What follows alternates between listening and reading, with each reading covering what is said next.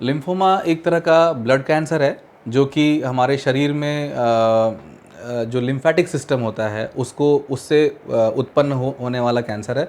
Lymphatic system क्या होता है उसके बारे में मैं आपको बताऊं तो हमारे शरीर के अंदर जो वैस्कुलर सिस्टम है वो 3 तरह के चैनल्स के थ्रू काम करता है। एक होता है जिससे ब्लड हमारे हार्ट से हमारे शरीर के बाकी अंगों में पहुंचता है।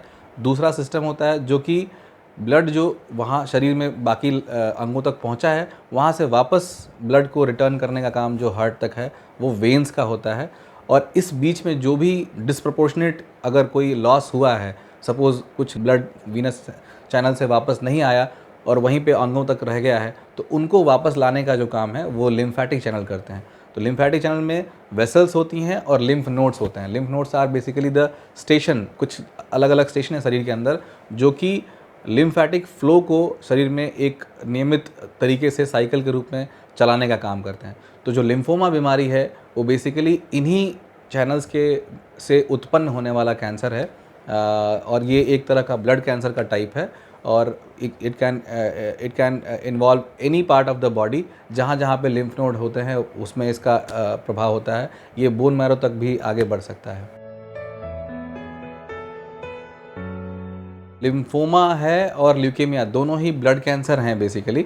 ल्यूकेमिया जो होता है वो जो हमारे शरीर के अंदर जो ब्लड सेल्स हैं उनके अल्टरेशन से होने वाला कैंसर है। जैसे कि हमारे शरीर के अंदर हीमोग्लोबिन होता है, टोटल ल्यूकोसाइट जो हमारे डब्ल्यूबीसी सेल्स होते हैं, वाइट ब्लड सेल्स होते हैं और प्लेटलेट होते हैं।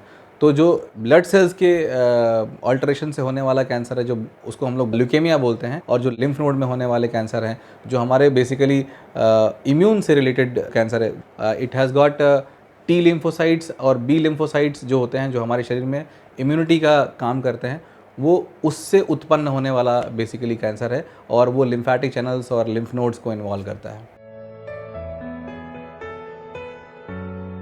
लिम्फोमा में जनरली हम लोग जो जो सिम्टम्स देखते हैं और जो आइडेंटिफाई होते हैं, फ़ीवर आना, बार बार फ़ीवर आ रहा है, काफ़ी दिन से पेशेंट्स को फ़ीवर है, वो ठीक नहीं हो रहा है, every day fever is there.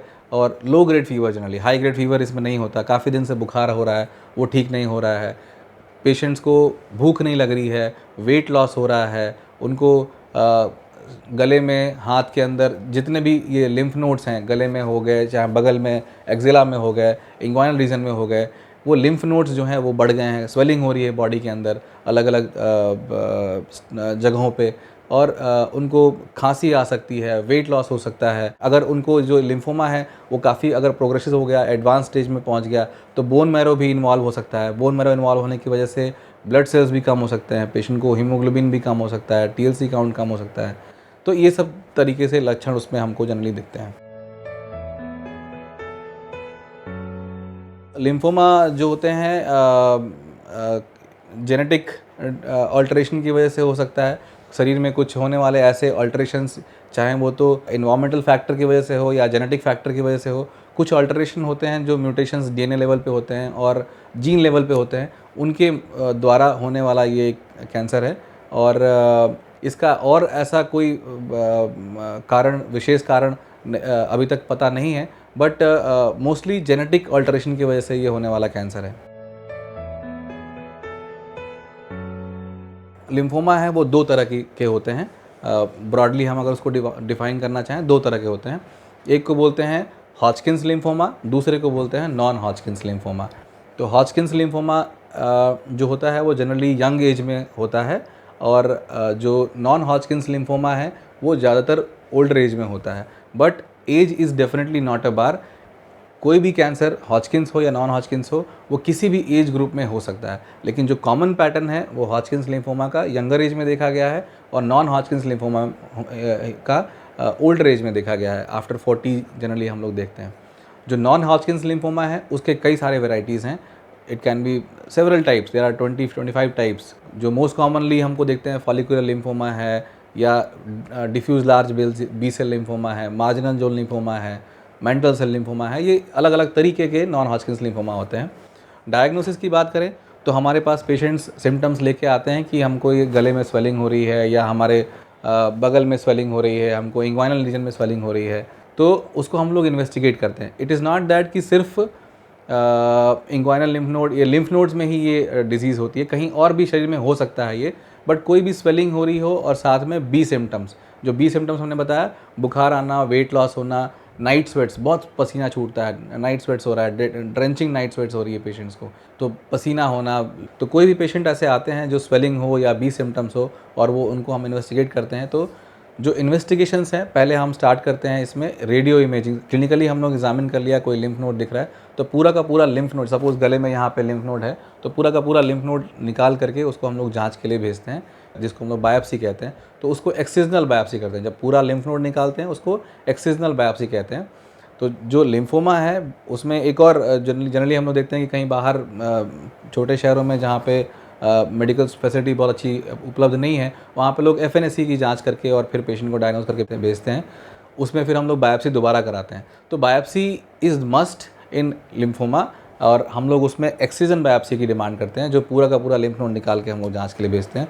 उससे हमको मॉर्फोलॉजिकल टाइप जो है लिम्फोमा का वो पता लगता है। तो biopsy is the first thing, and then we do some routine investigations, जैसे कि सीबीसी करते हैं, एलडीएच एक टेस्ट है, ब्लड टेस्ट है, बायोकेमिस्ट्री के कुछ पैरामीटर्स हैं वो हम चेक करते हैं, एंड देन हम लोग स्टेजिंग वर्कअप करते हैं। स्टेजिंग वर्कअप जो होता है उसमें पेट सीटी स्कैन हम लोग बोलते हैं। पेट सीटी स्कैन जो होता है वो एक तरह का एडवांस सीटी स्कैन है, जिसमें हम एक स्पेशल तरह की डाई यूज़ करते हैं, जिसको हम लोग 18 FDG पेट स्कैन बोलते हैं। वो शरीर में, हमारे शरीर में जहाँ जहाँ वो कैंसरस एक्टिविटी होती है वहाँ जा कर के वो फिट हो जाता है, और उसको जब हम लोग वापस जब मशीन के अंदर डाल के उसका एग्जामिन करते हैं तो ब्राइट, काफ़ी ब्राइट स्ट्रक्चर की तरह वो दिखता है।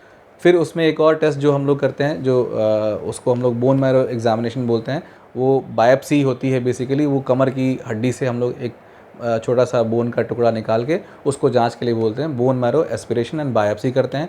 और एक और जो टेस्ट इसमें करते हैं, ये सब स्टेजिंग के लिए इंपॉर्टेंट है। तो जो दूसरा एक और टेस्ट करते हैं उसमें हम लोग कमर में से ब्रेन का जो पानी होता है, जिसको हम लोग CSF बोलते हैं, तो लंबर पंक्चर, लंबर एरिया जो हमारे कमर में होता है, वहाँ से हम लोग नीडल से ब्रेन का पानी होता है जिसको CSF बोलते हैं, उसको निकाल करके और उसको जांच के लिए भेजते हैं कि उसमें कैंसरस सेल्स हैं कि नहीं है। ये सारा कुछ करने के बाद हमें टाइप पता लगता है कि कौन सा टाइप है, हॉजकिंस लिम्फोमा है कि नॉन हॉजकिंस लिम्फोमा है। नॉन हॉजकिंस लिम्फोमा है तो उसमें कौन सा नॉन हॉजकिंस लिम्फोमा है, ये टाइप पता लगता है। फिर पेट स्कैन से हमें स्टेज पता लगता है, और दूसरा हमें बोन मैरो एस्पिरेशन और CSF से ये पता लगता है कि बोन मैरो तक बीमारी पहुंची है कि नहीं पहुंची है, ब्रेन तक बीमारी पहुंची है कि नहीं पहुंची है। इसका हम लोग यूज़ ट्रीटमेंट में करते हैं। तो ये सारे टेस्ट जो है हम लोग इन्वेस्टिगेशन जो है इसमें लिम्फोमा के पेशेंट्स में करते हैं। जो ट्रीटमेंट है इसमें इस बीमारी में एक सबसे अच्छी चीज़ है ये है कि ये बीमारी जो है कीमोथेरेपी से हाईली रिस्पॉन्सिव है, बहुत अच्छा रिस्पॉन्स कीमोथेरेपी से आता है। इस बीमारी में ऑपरेशन का, सेकाई का कोई रोल नहीं है। सेकाई का किसी पेशेंट में, विशेष पेशेंट में रोल है, बट ऐसे एज सच उसका कोई रोल नहीं है। मेन जो ट्रीटमेंट मोडालिटी है लिम्फोमा के पेशेंट्स में वो है chemotherapy plus targeted therapy. Targeted therapy मैंने इसलिए बोला कि कुछ IHC मार्कर हम लोग लगाते हैं, जिसको इम्यूनोहिस्टोकेमिस्ट्री बोलते हैं। उसके अंदर CD20 अगर पॉजिटिव आता है तो हम लोग एक स्पेशल इंजेक्शन यूज़ करते हैं। तो कीमोथेरेपी और टारगेटेड थेरेपी का अप्रोच इसमें होता है। हॉजकिंस लिम्फोमा में सिर्फ कीमोथेरेपी का रोल है, जिसका नाम है ABVD प्रोटोकॉल। हर 15 दिन के अंतराल पे उसमें हम लोग कीमोथेरेपी देते हैं। फिर वापस 4 साइकिल के बाद या 3, बेस्ड ऑन द कौन सा स्टेज है उसके आधार पे 3 साइकिल या 4 साइकिल के बाद हम लोग पेट स्कैन करते हैं। पेट स्कैन करके ये देखते हैं कि कितना रिस्पांस आया, आगे फिर कीमोथेरेपी देने की आवश्यकता है या नहीं है, ये हम लोग डिफ़ाइन करते हैं। नॉन हॉजकिंस लिम्फोमा में जो प्रोटोकॉल है उसको हम लोग चॉप रेजिमेन बोलते हैं, जो बेसिकली ये 4 तरह की दवाइयाँ हैं जिसके नाम पे ये चॉप रेजिमेन पड़ता है, वो यूज़ करते हैं। और अगर CD20 पॉजिटिव सेल्स अगर उसके अंदर हैं तो उसको हम लोग R-CHOP यूज़ करते हैं, लाइक रिटुक्सीमैब जो टारगेटेड थेरेपी है वो यूज़ करते हैं, साथ में चॉप रेजिमेन यूज़ करते हैं। लिम्फोमा से बचाव के लिए एक नॉर्मल जो तरीके हम लोग बताते हैं कैंसर के रोकथाम के लिए, वही सारे तरीके आपको अपनाने हैं। हेल्दी लाइफस्टाइल, अच्छा फ्रूट, अच्छा वेजिटेबल का मात्रा आपके खाने में, जंक फूड अवॉइड करिए, बाहर की चीज़ें अवॉइड ज़्यादा करिए, एंड रेगुलर अगर आप योगा प्राणायाम करते हैं तो वो सब भी आप करिए, वो एक अच्छी रूटीन हैबिट है जो कि आप कर सकते हैं। एक अच्छा रूटीन हेल्दी लाइफ अपना बनाइए। Cancer is curable, it is 100% curable if it is diagnosed early, so don't wait for it to grow और metastasize to other organs of your body.